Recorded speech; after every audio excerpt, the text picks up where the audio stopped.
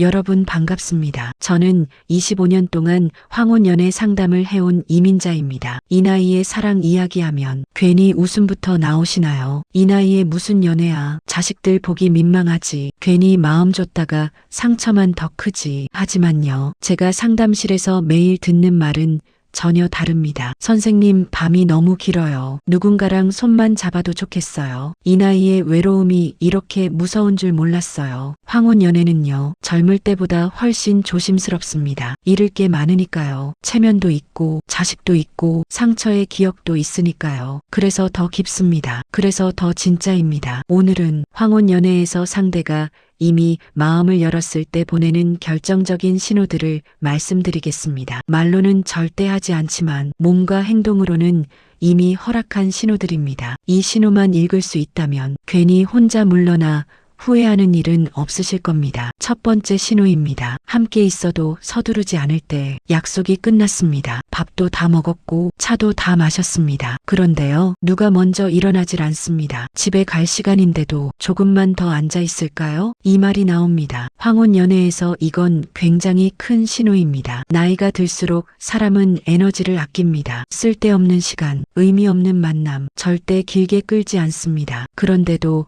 함께 있는 시간을 늘린다? 이미 마음은 와 있습니다. 제가 상담했던 63세 순자님 이야기입니다. 동호회에서 만난 남성분과 차를 마셨는데 카페 문 닫을 때까지 앉아 있었답니다. 사실 집에 가면 할 것도 없고 그 사람 앞에 있으면 시간이 빨리 가더라고요. 그게 마음입니다. 두 번째 신호, 과거 이야기를 꺼낼 때입니다. 젊었을 때 이야기, 이혼 이야기, 사별 이야기, 이건요, 아무에게나 안 합니다. 황혼의 나이에 과거를 꺼낸다는 건 나는 이런 사람입니다. 이런 상처를 안고 살았습니다. 라고 보여주는 겁니다. 즉, 당신을 남이 아니라 내 사람 후보로 보기 시작했다는 뜻입니다. 이때 절대 조언하지 마세요. 판단하지 마세요. 그냥 들어주세요. 많이 힘드셨겠어요. 이 한마디면 충분합니다. 세 번째 신호입니다. 몸의 방향이 항상 당신을 향할 때, 대화를 할 때 의자가, 어깨가, 무릎이 늘 당신 쪽으로 향해 있다면 그건 관심의 방향입니다. 사람은 마음이 가는 쪽으로 몸이 돌아갑니다. 이건 나이와 상관없는 본능입니다. 특히 황혼연애에서는 이 작은 방향이 아주 정직합니다. 64세 영호님 상담 사례입니다. 선생님, 그 사람은 항상 제 쪽으로 앉아요. 이미 답은 나와 있었습니다. 네 번째 신호, 사소한 부탁이 늘어날 때 이거 좀 들어주세요. 사진 좀 찍어줄래요? 이거 어떻게 생각하세요? 황혼연애에서 부탁은 의존의 시작입니다. 나이가 들수록 혼자 하는 게 편해집니다. 그런데도 도움을 청한다는 건 당신을 삶 안으로 끌어들이고 있다는 뜻입니다. 특히 반복된다면 이미 마음은 깊이 들어와 있습니다. 다섯 번째 신호, 손,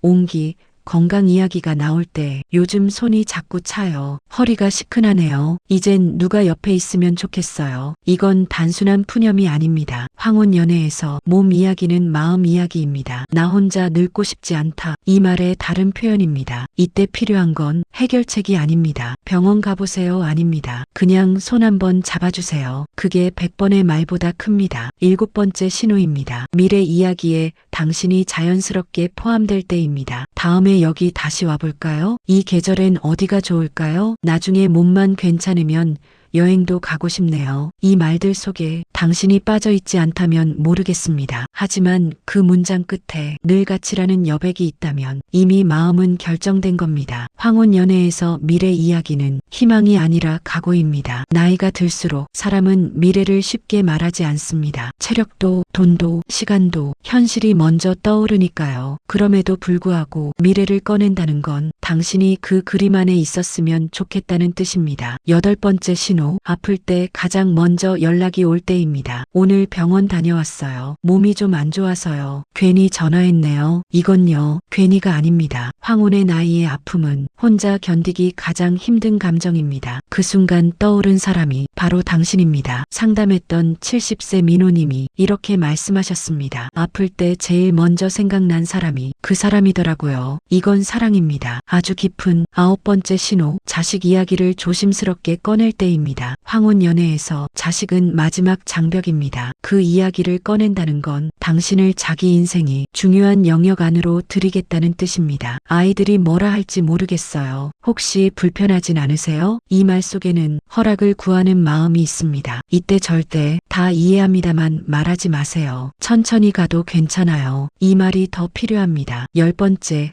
마지막 신호입니다. 헤어질 때 자꾸 뒤를 돌아볼 때입니다. 엘리베이터 앞에서, 현관 앞에서, 차문 앞에서 한 번 더 웃습니다. 한 번 더 인사합니다. 몸은 가는데 마음은 남아 있습니다. 이건요, 아직 끝내고 싶지 않다는 뜻입니다. 이때 손 한 번 잡아주세요. 말 없어도 됩니다. 그 손의 온기가 오늘의 데이트를 인생의 인연으로 바꿉니다. 여러분, 황혼 연애는 용기가 없어서 놓치는 경우가 더 많습니다. 혹시 불편할까봐, 오해할까봐. 하지만요, 이 나이의 사랑은 솔직함을 더 좋아합니다. 조심만 하다 끝나는 관계보다 한 번의 용기가 훨씬 덜 아픕니다. 혹시 지금 곁에 그런 사람이 있다면 오늘은 먼저 손 내밀어 보세요. 그 손을 잡는 순간 여러분은 더 이상 혼자가 아닙니다. 황혼의 사랑은 인생의 보너스가 아니라 마지막 선물입니다. 그 선물을 스스로 외면하지 마세요. 오늘 이야기 마음에 닿으셨다면 구독과 좋아요로 응원해 주세요. 여러분의 응원이 황혼의 사랑이 부끄럽지 않다는 이야기를 계속 이어가게 합니다. 다음 이야기에서도 가장 솔직한 중년과 황혼의 사랑 이야기로 다시 찾아뵙겠습니다. 6번째, 침묵을 피하지 않을 때 황혼 연애의 가장 중요한 신호입니다. 말이 없어도 불편하지 않습니다. 같이 앉아만 있어도 괜찮습니다. 이건요, 마음이 이미 집처럼 편해졌다는 뜻입니다. 젊을 때는 말로 사랑을 확인합니다. 황혼에는 침묵으로 확인합니다. 제가 상담했던 67세 정희님이 이렇게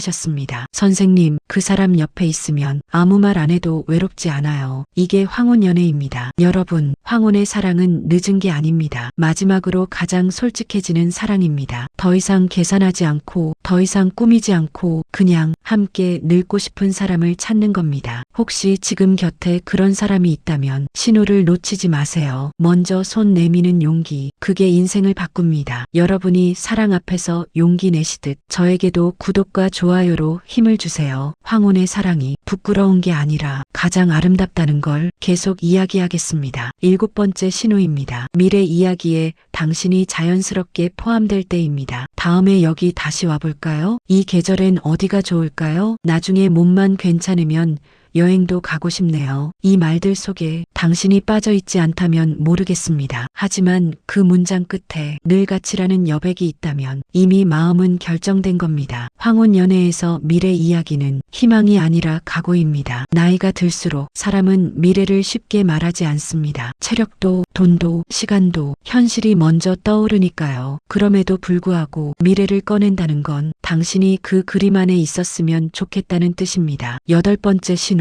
아플 때 가장 먼저 연락이 올 때입니다. 오늘 병원 다녀왔어요. 몸이 좀 안 좋아서요. 괜히 전화했네요. 이건요, 괜히가 아닙니다. 황혼의 나이의 아픔은 혼자 견디기 가장 힘든 감정입니다. 그 순간 떠오른 사람이 바로 당신입니다. 상담했던 70세 민호님이 이렇게 말씀하셨습니다. 아플 때 제일 먼저 생각난 사람이 그 사람이더라고요. 이건 사랑입니다. 아주 깊은 9번째 신호, 자식 이야기를 조심스럽게 꺼낼 때입니다. 황혼 연애에서 자식은 마지막 장벽입니다. 그 이야기를 꺼낸다는 건 당신을 자기 인생이 중요한 영역 안으로 들이겠다는 뜻입니다. 아이들이 뭐라 할지 모르겠어요. 혹시 불편하진 않으세요? 이 말 속에는 허락을 구하는 마음이 있습니다. 이때 절대 다 이해합니다만 말하지 마세요. 천천히 가도 괜찮아요. 이 말이 더 필요합니다. 10번째, 마지막 신호입니다. 헤어질 때 자꾸 뒤를 돌아볼 때입니다. 엘리베이터 앞에서, 현관 앞에서, 차문 앞에서 한 번 더 웃습니다. 한 번 더 인사합니다. 몸은 가는데 마음은 남아 있습니다. 이건요, 아직 끝내고 싶지 않다는 뜻입니다. 이때 손 한 번 잡아주세요. 말 없어도 됩니다. 그 손의 온기가 오늘의 데이트를 인생의 인연으로 바꿉니다. 여러분, 황혼 연애는 용기가 없어서 놓치는 경우가 더 많습니다. 혹시 불편할까봐, 오해할까봐. 하지만요, 이 나이의 사랑은 솔직함을 더 좋아합니다. 조심만 하다 끝나는 관계보다 한 번의 용기가 훨씬 덜 아픕니다. 혹시 지금 곁에 그런 사람이 있다면 오늘은 먼저 손 내밀어 보세요. 그 손을 잡는 순간 여러분은 더 이상 혼자가 아닙니다. 황혼의 사랑은 인생의 보너스가 아니라 마지막 선물입니다. 그 선물을 스스로 외면하지 마세요. 오늘 이야기 마음에 닿으셨다면 구독과 좋아요는 중년과 황혼의 사랑을 응원하는 가장 큰 힘이 됩니다. 구독과 좋아요로 응원해 주세요. 여러분의 응원이 황혼의 사랑이 부끄럽지 않다는 이야기를 계속 이어가게 합니다. 다음 이야기에서도 가장 솔직한 중년과 황혼의 사랑 이야기로 다시 찾아뵙겠습니다.